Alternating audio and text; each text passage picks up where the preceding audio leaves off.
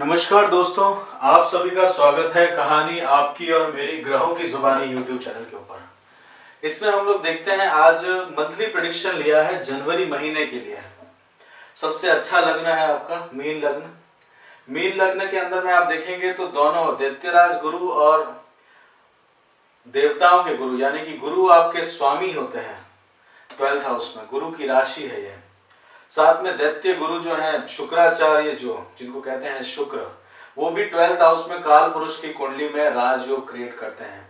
12वें घर के अंदर में गुरु शुक्र जो है वो बहुत अच्छे उच्च के माने जाते हैं। इस कारण क्या है कि आप बहुत ज्यादा एम्बिशियस होते हैं, परंतु कॉन्ट्राडिक्टी एम्बिशियस जो है वो लेके आती है। आपकी जीवन जीने की शैली और आपका रहने का तरीका एक बहुत अलग सा होता है, और शुक्र के कारण आप कुछ अलग चीज चाह रहे होते हैं, जिस कारण जीवन में ड्यूलिटी आती है, यानी कि दो तरह के चीजों के अंदर में आपका विचार चलते रहते हैं, जिसके कारण आपको थोड़ा सा चीजों की सच्चाई को देखने में दिक्कत आती है। परंतु गुरु की राशि है तो इसलिए आप काफी अच्छा डीपली सोचते हैं, एक अच्छे सलाहकार के रूप में आप जरूर आते हैं। गुरु जो है यानी कि गुरु कर्क राशि के अंदर में उच्च में रहते हैं, और कर्क राशि जो है वो आपके त्रिकोण में आती है। तो अगर आप टीचिंग से रिलेटेड कुछ प्रोफेशन में अपने आप को देखते हैं या बच्चों से इर्द गिर्द अपने आप को देखते हैं, तो आपकी प्रोग्रेस जो है वो बहुत अच्छी रहती है। अगर आप टीचिंग रिलेटेड कामकाज से रिलेटेड है मीन लगने के जातक, तो वहां पे आप जो देखेंगे अपनी ग्रोथ देखेंगे कि गुरु के आपके शुक्राचार्य जो है और गुरु जो है यानी कि स्वयं काउंसलर जो रहते हैं मंत्री परिषद के अंदर में, गुरु बहुत अहम रोल प्ले करते हैं सूर्य के और चंद्रमा की का उस मंत्री परिषद के अंदर में। तो किसी को कंसल्टेंसी वगैरह देनी हो तो वो आपके लिए बहुत अच्छा रिजल्ट लेके आती है जीवन में। शुक्र हालांकि आपके जीवन में ओपोजिट सेक्स से रिलेटेड है या ओपोजिट जेंडर से आपको थोड़ा सा सावधान रहने की जरूरत है, क्योंकि वो आपको पीछे खींचता है, वो आपको वहां पे ध्यान देने की जरूरत है, क्योंकि गुरु का सबसे बड़ा शत्रु भी शुक्र ही है। गुरु किसी के शत्रु नहीं है, परंतु शुक्र जो है वो अपने शत्रु गुरु को मानते हैं, वो आपको नुकसान उस समय दे देते हैं। और इस समय अगर आप देखेंगे तो आपकी कुंडली में शुक्र जो है वो 4 जनवरी को मूव कर जाएंगे भाग्य स्थान से कर्म स्थान की तरफ में आएंगे। तो भाग्य के अंदर में कुछ सपोर्ट जो था शुक्र का वो नहीं मिला होगा। धनु में रहेंगे 4 जनवरी से 28 जनवरी तक, तो शत्रु के ऊपर में थोड़ा सा ध्यान देने की आपको जरूरत है। हालांकि सूर्य जो है वो आपके 10th हाउस में है, यहाँ पे आपको बहुत अच्छा रिजल्ट देंगे, गवर्नमेंट से बहुत फायदा होगा, पिता की तरफ से बहुत फायदा होते हुए दिखेगा। आप अपने आप को कर्म क्षेत्र में बहुत प्रोग्रेस करते हुए इस समय देखेंगे, क्योंकि सूर्य और बुध का दोनों का योग वहां पे बैठा हुआ है। 14 तारीख तक सूर्य वहां रहेंगे, बुध भी जो है 5 जनवरी तक धनु राशि में रहेंगे, उसके बाद मकर राशि में प्रवेश कर जाएंगे। परंतु ये सूर्य के जो योग है वो आपको बेनिफिट लेके आएंगे। पर्टिकुलरली देखा जाए तो गुरु की राशि होने के कारण आप देख सकते हैं कि मंगल जो थे वो अभी तक 24 दिसंबर तक आपके यहाँ बैठे हुए थे। हो सकता था कि मंगल के कारण आपको कई तरह की परेशानियां, मानसिक चिंता रहने के कारण समय जो है थोड़ा सा कठिन निकला होगा। परंतु तो मंगल जो है अपनी राशि में आ गए, धन भाव में आ गए, प्रॉपर्टी के अंदर आ गए, तो वहां आप अपना बेनिफिट अब देख सकते हैं। घर के अंदर में थोड़ा सा मंगल के कारण आपको विवाद, कुछ सी चीज पे सहमति नहीं बन पाए, परंतु ओवरऑल आपकी बात मानी जाएगी। हालांकि गुरु जो है आपके लग्नेश जो है वहां पे नीच भंग राजयोग बना है कुंडली के अंदर में, तो ये आपको भाग्य स्थान आपके लाभ स्थान में है, तो यहाँ पे कुछ फायदा होकर कुछ नुकसान होकर कुछ बड़ा फायदा इसके अंदर में लेके आएगा। तो ये नीच भंग राजयोग जो है वो आपको थोड़ा सपोर्ट करेगा। शनि जो है वो भी अस्त हो रहे हैं। शनि जो है वो आपके लाभ के स्वामी, आपको लाभ बहुत लेट होता है जीवन में, क्योंकि दोनों ही स्लो चलने वाले प्लेनेट हैं गुरु और शनि, तो लाभ आपको जीवन में बहुत देर से मिलता है। धन जल्दी मिलता है, लाभ बहुत देरी से मिलता है, परंतु आपके ओवरऑल दो तरफ से अर्निंग रहती है, तो ये आपको बेनिफिट है इसमें देखने को पाया गया है। तो शनि जो है वो अस्त हो रहे हैं, तो लाभ के अंदर में कुछ कमी आएगी। वो 7 डिग्री से 11 डिग्री में रहेंगे और 22 तारीख तक अस्त रहेंगे, क्योंकि सूर्य के नजदीक जा रहे हैं। बुध ही एक ऐसे प्लेनेट हैं जो अस्त नहीं होते। हालांकि अगर आप देखें आपके उच्च स्थान में 3, 6, 10, 11 के अंदर में आप देखेंगे तो एक बहुत बढ़िया वसुमती योग बन रहा है जो कि धन का योग है। इसमें धन की वृद्धि होती है उच्च स्थान के अंदर में। ये हेल्थ से रिलेटेड नहीं होता, पर धन से रिलेटेड वसुमती योग का बहुत बड़ा योगदान कहा गया है। इस योग का फायदा उठाइएगा, क्योंकि तीसरे घर में राहु भी बहुत अच्छा रिजल्ट लेके आते हैं।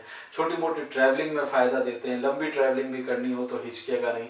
तो काफी ग्रह जो है वो आपके फेवर के अंदर में बैठे हुए हैं, उनका फायदा उठाइएगा।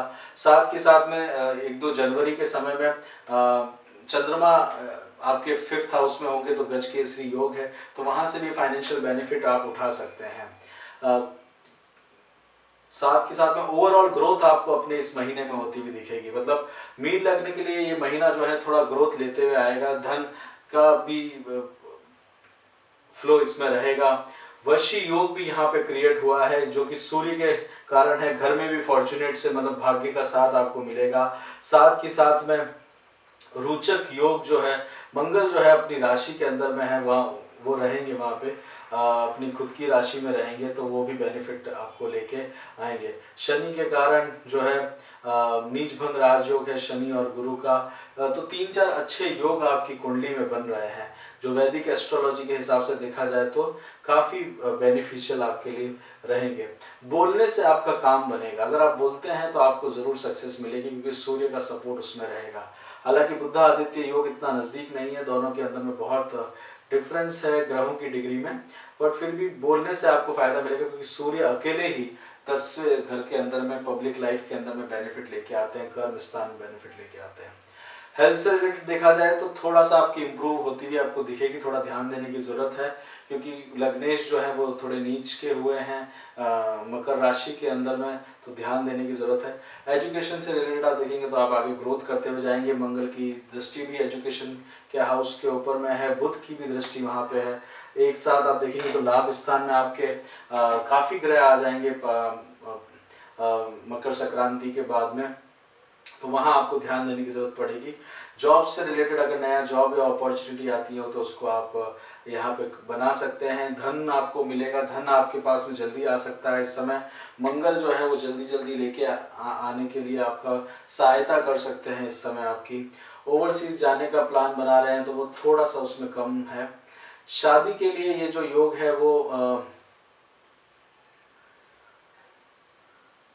योग बन रहे हैं, शादी के योग इसके अंदर में बन रहे हैं, क्योंकि लग्नेश की दृष्टि जो है 6th हाउस पे आपके आ रखी है।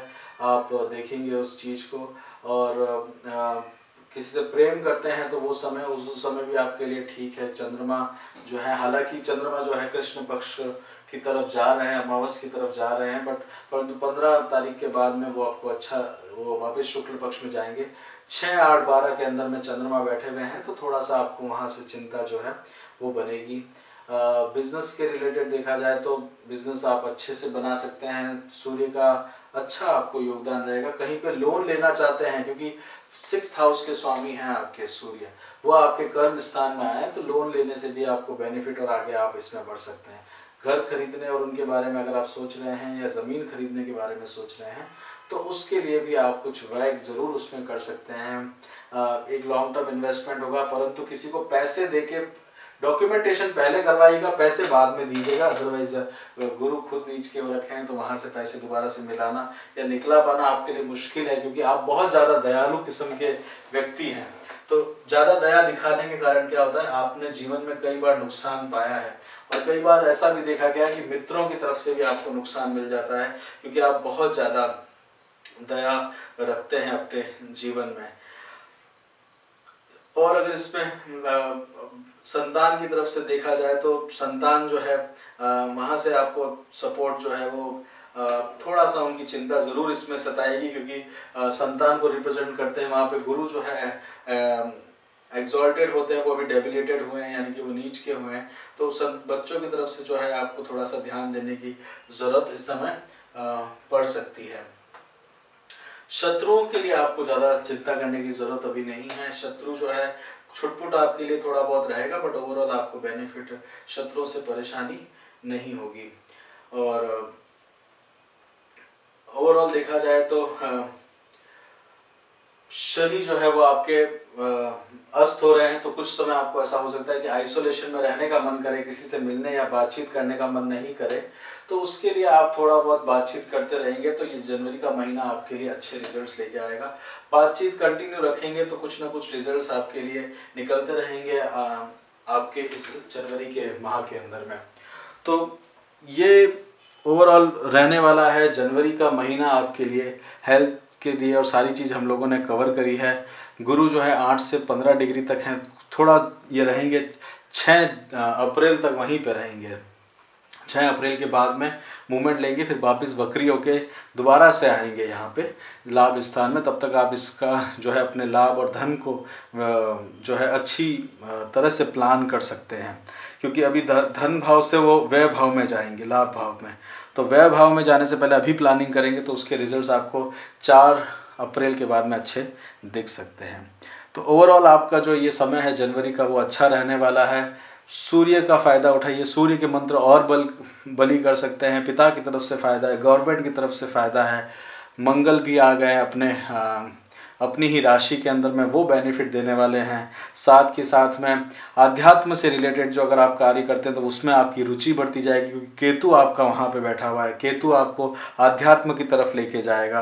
केतु आपको जिस तरह का आपका व्यवहार है कि आप यूनिवर्सली बिलीव करते हैं कि सबका अधिकार होना चाहिए, क्योंकि शनि आपके 11वें और 12वें स्थान के स्वामी भी हैं, तो आपको सबकी राय के साथ चलने का मन करता है। तो वहाँ पे केतु भी आपके साथ में आपके भाग्य स्थान में आपको सपोर्ट करते हुए दिख रहे हैं। राहु के कारण आपको उच्च स्थान में, वहाँ से आप देख सकते हैं कि ट्रैवलिंग छोटी मोटी करने से आपको बेनिफिट हो सकता है। छोटे भाई बहनों की तरफ से भी आपको लाभ मिल सकता है, वहाँ पे भी आप अपना सहयोग कर सकते हैं इस समय राहु के कारण। और आप यहाँ पे भी देखेंगे कि ग्रोथ होती हुई आप अपने जीवन में इस महीने से देख पाएंगे।